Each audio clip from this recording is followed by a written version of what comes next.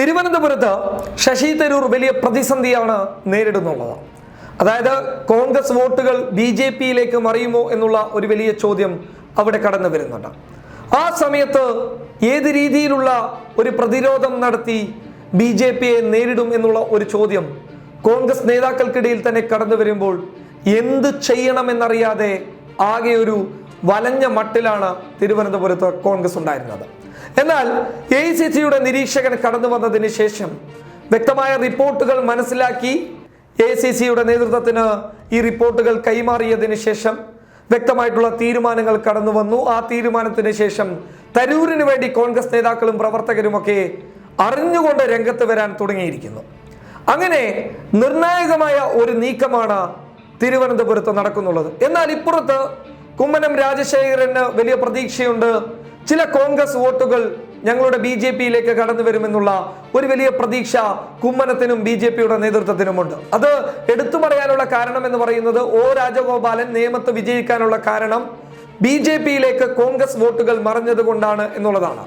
അതുകൊണ്ട് തന്നെ നേമത്തോട് അതിർത്തി പങ്കിടുന്ന മണക്കാട്ട് കോൺഗ്രസ് പ്രവർത്തകർ BJP-യിലേക്ക് വോട്ട് മറിക്കും എന്നുള്ള രീതിയിൽ വലിയ ആരോപണങ്ങൾ പുറത്തു വന്നിരുന്നു. ഇതിന്റെ സത്യാവസ്ഥ എത്രത്തോളം ഉണ്ട് എന്നുള്ളത് വ്യക്തമല്ല.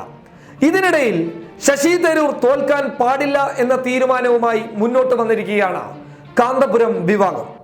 കാന്തപുരം AP അബൂബക്കർ മുസ്ലിയാർ ഈ വിഷയത്തിൽ കൃത്യമായിട്ടുള്ള നിലപാടെടുത്തിരിക്കുകയാണ്. അതായത് കുമ്മനം നമുക്ക് ആവശ്യമില്ല, മറിച്ച് തരൂർ മതി എന്ന നിലപാടാണ് ഇപ്പോൾ പുറത്തു വരുന്ന വാർത്തകളിൽ നിന്നും ലഭിക്കുന്ന റിപ്പോർട്ടുകൾ. അതായത് തരൂരിനാവട്ടെ ഇപ്രാവശ്യം നമ്മുടെ വോട്ട് തിരുവനന്തപുരത്ത് എന്നുള്ള രീതിയിലാണ് ഒരു വലിയ രീതിയിലുള്ള പ്രചരണങ്ങൾ മുന്നോട്ട് വരുന്നുള്ളത്. അതായത് തരൂർ ജയിക്കേണ്ടത് നമ്മുടെയും കൂടി ആവശ്യം എന്നുള്ള ഒരു നിലപാട് പൊതുസമൂഹത്തിന് മുന്നിൽ അറിയിച്ചിരിക്കുകയാണ് കാന്തപുരം AP അബൂബക്കർ മുസ്ലിയാർ. അതുകൊണ്ട് തന്നെ തരൂരിന് വലിയ വോട്ടുകൾ അവിടെ ലഭിക്കാൻ ഈ ഒരു നിലപാടോടുകൂടി സാധ്യതയുണ്ട് എന്നുള്ളതാണ് വിലയിരുത്തൽ. കാരണം കാന്തപുരം AP വിഭാഗം വോട്ടിട്ട് കഴിഞ്ഞാൽ അത് തരൂരിന്റെ പ്രതിസന്ധിയെ തരണം ചെയ്യാൻ സാധിക്കുമെന്നുള്ളതാണ് റിപ്പോർട്ടുകൾ വ്യക്തമാക്കുന്നുള്ളത്. അതായത് നിലവിൽ കുമ്മനം രാജശേഖരൻ ശക്തമായിട്ടുള്ള പോരാട്ടം അവിടെ കാഴ്ചവെക്കുമെന്നുള്ള റിപ്പോർട്ടുകളൊക്കെ കടന്നു വരുമ്പോൾ വലിയ രീതിയിലുള്ള ഒരു പിന്തുണ അവിടെ ശശി തരൂരിന് ആവശ്യമാണ്.